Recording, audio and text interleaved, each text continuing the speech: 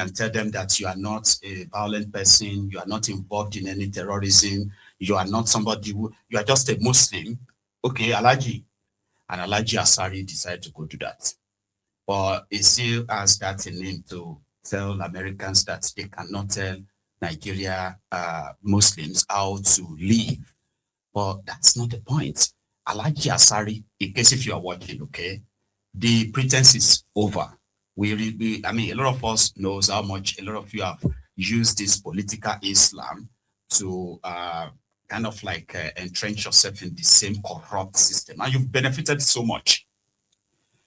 The fight against terrorism in Nigeria is not a fight against Muslims in Nigeria. Muslims, Christians, atheists, I mean, those who don't believe in any other religion, and those who have other different religions, they have all been coexisting in Nigeria. We have had instances where, Christians, Muslims have clashes, but these are not something that was ever politicized like the current campaigns, where terrorists are taking lands and they are chasing people out of their homes. So, fight against terrorism in Nigeria is not fight against Muslims. So any Muslim who have their own personal kind of like a grouse or grievance or whatever with how America's international politics is playing out due to maybe your religious connection to, as a Muslim, to the plight of the people of Gaza, the Palestine, or other places all over the world, that you believe that Muslims are kind of like being targeted. I understand that. But you can't kind of like transfer that same PTSD or whatever feelings you have for America in what is going on in Nigeria. Nigerians are being killed by those who called other Nigerians infidels, kafiris, kufars. And in their world, infidels are worthless things, human beings like themselves in the same country. People pushing this ideology are existing and murdering Nigerians, massacring Nigerians. They are also killing Muslims. Do you understand this now? So if you have any grounds with America or whatever it is, this time, you should actually channel that rage and anger towards the government of your country. Okay? Because the terrorists are killing Christians, they are killing Muslims, they are killing non-believers, they are kidnapping everybody they could kidnap. You get what I mean? When we're growing up, we used to hear about Hausa Fulani, Hausa Yoruba, Igbo, what is that Wazobia again? Yoruba, Hausa, Igbo, three major ethnic groups in Nigeria. Then suddenly we started hearing Hausa Fulani to make us, the rest of us, believe that there's no difference, they're the same. But today, not only that Hausas have become countless victims of this violence campaign, of these terrorists, other ethnic groups in Nigeria, tribes, and all of them, they have become victims. So if you remove the religion part of it, you as a Muslim, this time you can now see that humanity is actually at peril in the hands of these guys, and your government is not helping. The government continue to try to gaslight the citizens on how to react. They are offering truce, they are offering peace, they are offering money to these murderers. And despite the billions they've actually pumped into the hands of these terrorists from different state governments, especially in northern Nigeria, none of this has ever helped in reducing the killings. It's rather become something so big, so huge, that international bodies have now noticed. So that's not the time for you to start feeling like Muslims are under attack or Muslims are this or that. Because if you are being honest in this sense, right, the Muslims themselves are already being endangered. There are many Hausa Muslims who have been killed, mosques have been bombed by these terrorists. So the pressure should be on the government to actually do their job and protect everybody. Not you trying to grandstand with America or say America should stay in their way and the rest of that. America should not even be involved in the first place. But look at the years that they have murdered people. Look at the years they've destroyed and disrupted people's lives. Look at all these children who are mostly the victims of this. They're the most affected. Their course of lives have been sort of like interrupted, abruptly cut off. And they ended up somewhere else. Some of them they are now orphans. their parents were murdered before their very eyes. I am talking about things that should get you so enraged enough to say any help at this time should be taken. And in fact, there should be a consensus that a government that couldn't protect the people do not deserve to actually be in office. They did not deserve to be paid. But yeah, they've caused so much damages enough that all of us will agree that people have become so like disoriented. Yeah, divided too. And all of this, if you think we are all victims. Not even them is safe. None of them is safe. Right? Yeah, they may protect themselves or appear to have been so protected, but they are not protected. Everybody still exists in that danger. So if you are a Muslim, somebody is telling you that America, no. We understand, and I'm not, in fact, questioning how you feel about how America or Israel and the rest of them are doing with your fellow Muslims all over the world. You have your legitimate right to feel the way you are feeling. And your position is, to me, is valid. I may not agree with you, and I may agree with you, but that doesn't matter. Nigerians are being killed in Nigeria. And all we have been hearing are just rhetorics, just talks, and grandstandings, all that media PR. That should concern you, because you may be the next victim. All they care about is politics, by the way. And yeah, it seems finally, truly, their governor in Kano State will be going to APC.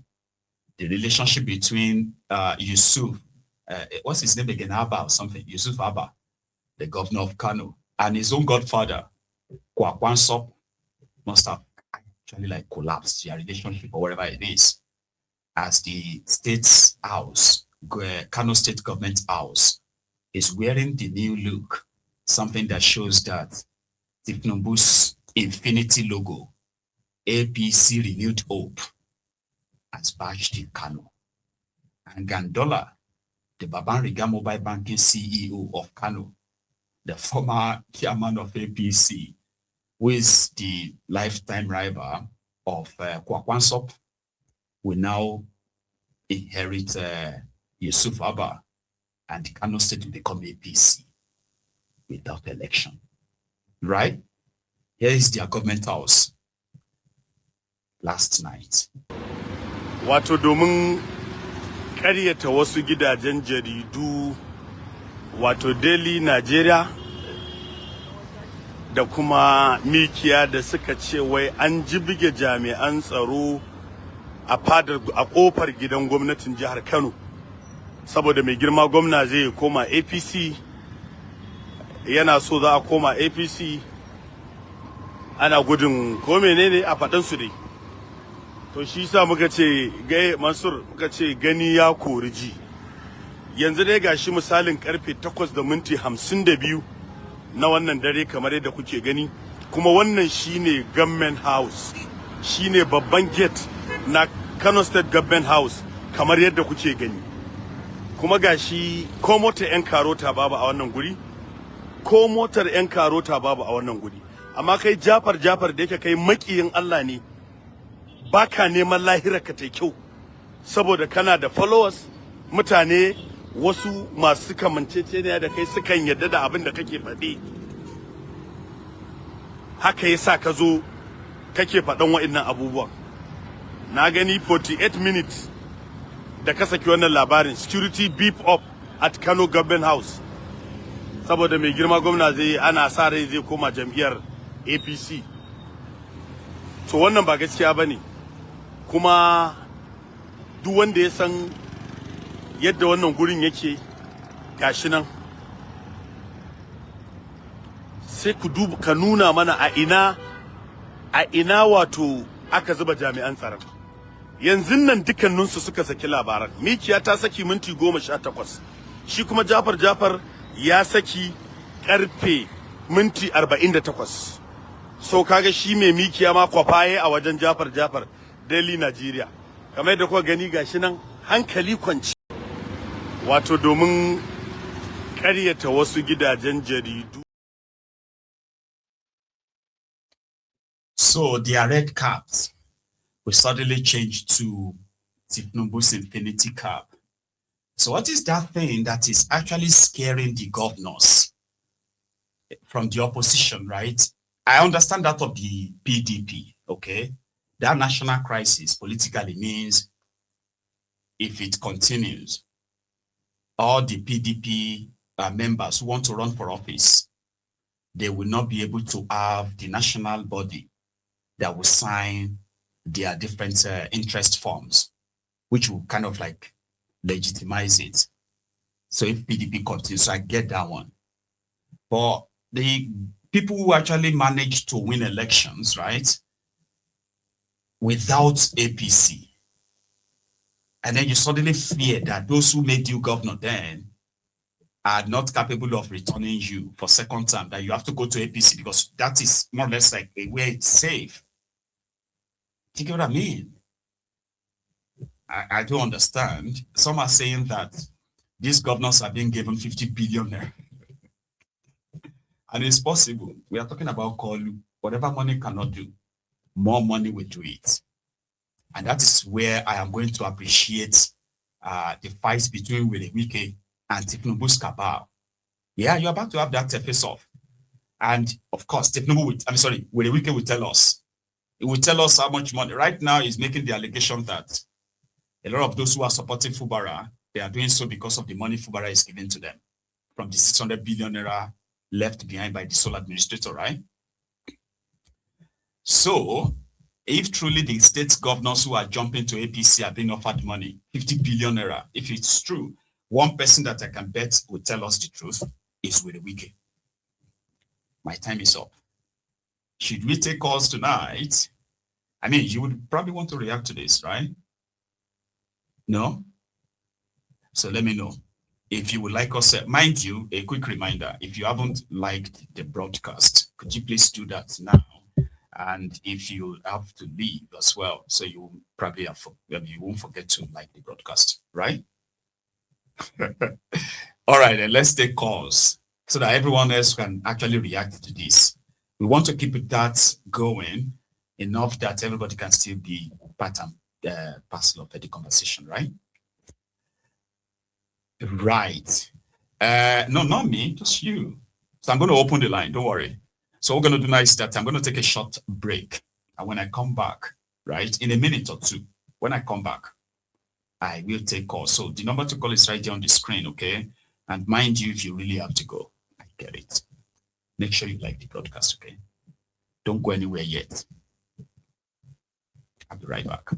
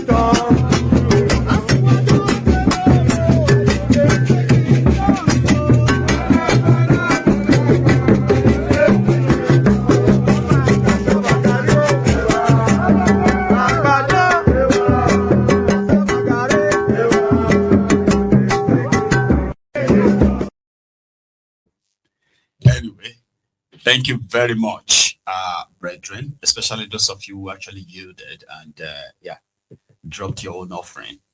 Also, this is Super Chatter. Mayu Baba, anyone who brings any foreign religion to our land and not law abiding is himself an infidel. I agree. And we face the wrath of law. And our gods, I also agree. Saulu, they go where they come from. Simple. And that's why the idea of this thing is not actually supposed to be that hard, in my own opinion. If those who framed the idea of one Nigeria are being kind of like sincere, all right? We have those who will tell you that it is their belief, it is their tradition, it's their culture to be like this. I say, okay, fine. Be what you want to be. Do you want to be the Saudi Arabia of Africa? Or do you want to be the Afghanistan of Africa? You are free to go be that, but without bothering us. Without that foreign idea. Without that foreign idea that suddenly on my own ancestral land, I am now an infidel to be judged by people I have nothing in common with. All because, we are all together in Nigeria. So rather than for people like me who also want to do something different in our own space, to be allowed to peacefully exist and do what we want to do in our own space, right? To be protected by the government, those in government, they ended up having to offer us like a trade-off. And for peace to reign, we need to give them grazing routes. What does that even mean? For peace to reign, we need to do Operation Safe Corridor. Repentant terrorists who decided to move away from terrorism and not blah, blah, blah, blah, they will be pardoned. No investigation, no prosecution, no nothing for all they have done. And there is no actually restitution for the victims too, nothing. That's the position of the government. They actually play kind of like a mouth when it comes to compensating the victims or resettling them or something like that, rebuilding their lives. That comes with stories. But the money they have been expending on the rehabilitation of terrorists from different states in northern part of Nigeria, right? And despite all of that, the terrorism continues. So if Nigeria was to be arranged properly, it simply means if this kind of violence is allowed in that northeast to northwest to, that would be completely their responsibility. In fact, in a working Nigeria, at that point, right, the rest of the country will contribute what they call the National Guard. Everybody will go there and confront these deadly people who are, terrorizing the people of northeast, the people of northwest. But they disarmed us. Then they armed these ones, and they started asking us for trade-off. Give them grazing routes, give them lands for cattle colony, give them land for national ranching. And they're like, why are you giving them special treatment? Whose land are you trying to use to placate these murderers? Like, how is that going to be a working country? And then you decided that we do not have the right to defend ourselves in that sense. Those who did, they get punished by the same government. So, yeah, I agree. Anybody who comes to call you infidel in your own land, in your own belief, is actually an infidel to your own belief too, right? And you have every right to defend yourself. My caller. Hello, good evening. Good evening, sir. How are you, sir? Yes, sir. I'm okay. How are you doing? Very well, very well. Air Force One, yeah? Yeah. Yes. Please. Yes. I said he just came back from Venezuela. No? You just came back from Venezuela. Now you're fun, man. That's what we do. We go. You go to take it. So Just be tell us sarcastic about now. that, I'm just being sarcastic, Baba. I know. Yeah. See, this religion thing, Baba, you know, something dropped in my mind some few days ago, and I just imagine the whole both sides, Christian, Muslim, Islam, whatever. Now, if you focus more on the Christian part, Right. I don't think any Christian organization should be richer than their members. As far as I'm concerned, if any religion organization is richer than its members,